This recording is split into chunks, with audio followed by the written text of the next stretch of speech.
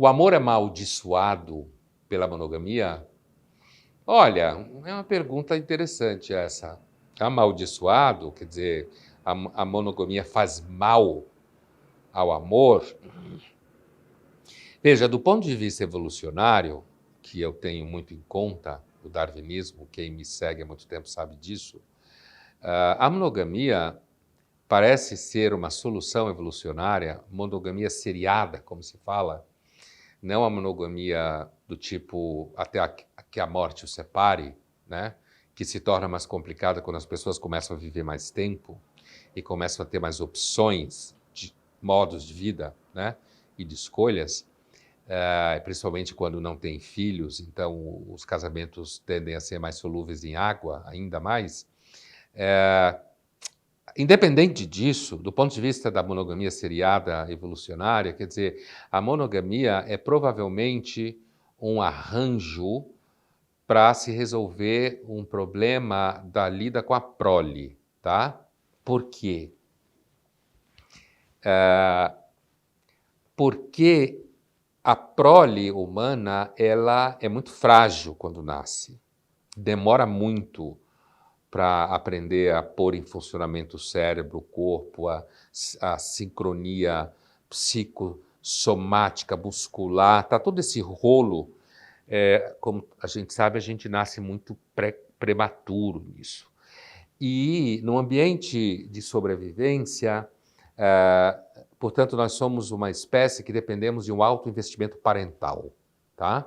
Num ambiente de risco, a lida com a prole, ela demandava, por exemplo, um investimento importante das pessoas mais velhas do bando, inclusive as mulheres. Os darwinistas, inclusive, levantam a hipótese muito forte de que a menopausa é um mecanismo evolucionário no sentido das mulheres com mais idade poderem ajudar as mulheres mais jovens na lida com a cria, por ter mais experiência, inclusive para liberar a mulher mais jovem para caça junto com o homem, para agricultura, para coleta e tudo mais.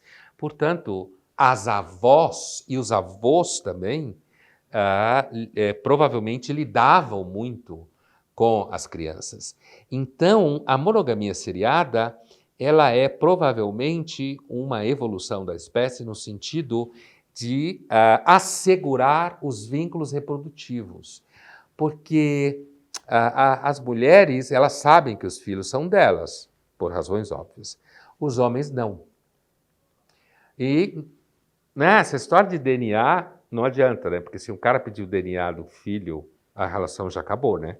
Como a gente sabe, continua sendo um artigo de fé.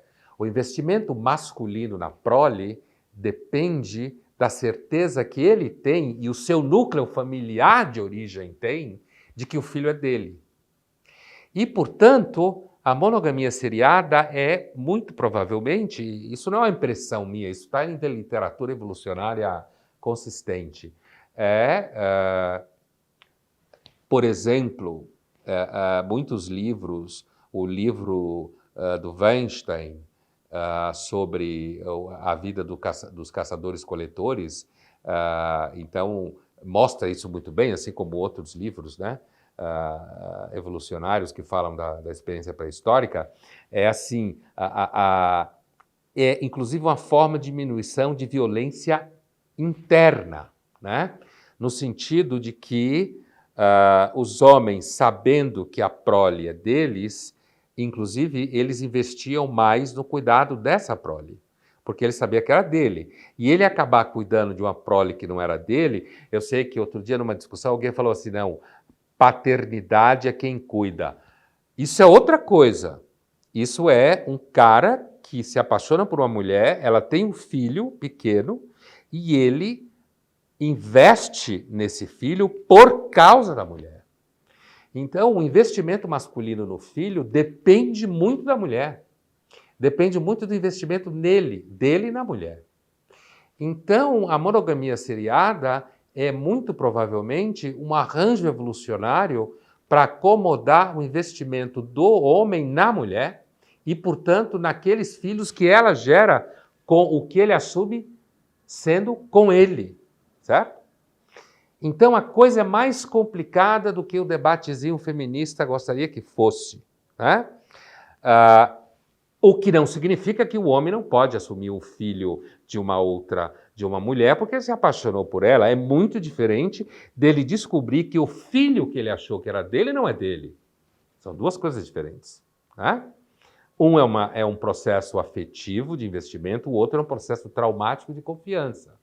Por isso que quem trabalha em hospitais sabe muito bem que esses 10, 15% de filhos que não são do pai, o casal só vai ser informado se isso for informação importante para a saúde da criança. Se não, ó, boca fechada. Então, a monogamia não é uma maldição para o amor. A monogamia é provavelmente asseriada, né? No sentido que o relacionamento pode acabar, os dois resolverem ir embora e tal, mas é provavelmente o arranjo da espécie para acomodar a violência. Agora, se você entender a monogamia como você ficar obrigado a ficar num casamento quando você se apaixona por outra pessoa, aí você pode entender que é a maldição. Aí entram outros elementos, né? A idade, o investimento, a presença de filhos, o cuidado que você pode ter com a outra pessoa ou não, quer dizer, uma série de fatores. Então eu acho que a ideia que a monogamia seja uma maldição para o amor é uma interpretação aplicada a casos muito específicos, como esse. Você está com alguém, se apaixona por outra pessoa e pela situação que você está, você não pode tomar a decisão que você gostaria de tomar, levando em conta só o desejo romântico.